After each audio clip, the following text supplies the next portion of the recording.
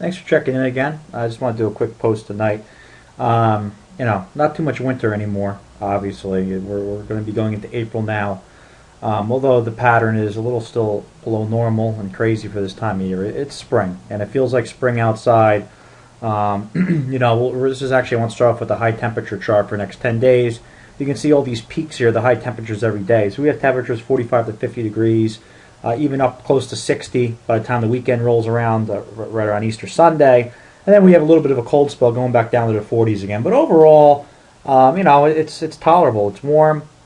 People are going to start getting the spring fever, ready to get out. And I think a lot of people are looking forward to it, too. At the same time, the reality is, if you look at what the snow cover is right now for the country for this time of year, it's very impressive. I mean, last year there was nothing here. And right now, I mean, it looks like almost the third or even more of the country's covered in snow, which, was very, very rare. And just for fun tonight, I figured I'd take you through some examples of some late season snow events in the spring. Not to say that's going to happen, but, not much to talk about right now.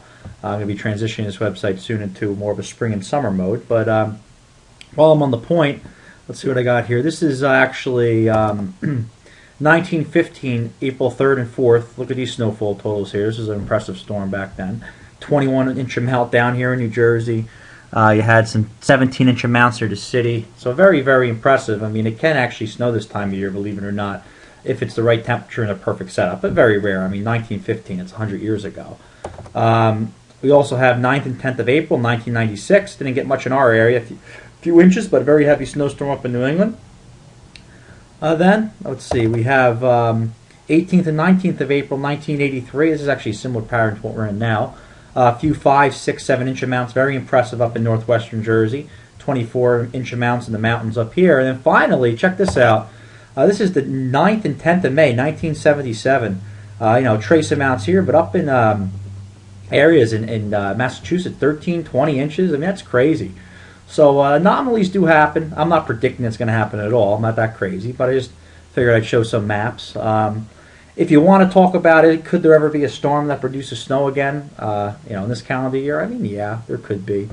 This is an example of something. This is 216 hours out. This is next Thursday, so over a week away. A setup like this could potentially cause some trouble on the East Coast. Maybe get some inland snows to New England. It'd be good for some late season skiing if the resorts are still open, but I'm not making a prediction at all at this time. Just want to point out that the atmosphere is still in that weird phase where it could still throw a surprise like those maps I just showed you.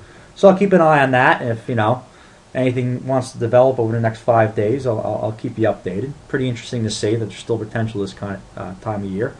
But basically that's pretty much it for tonight. Just want to keep the blog going a little bit, see if anyone had some interest to check in.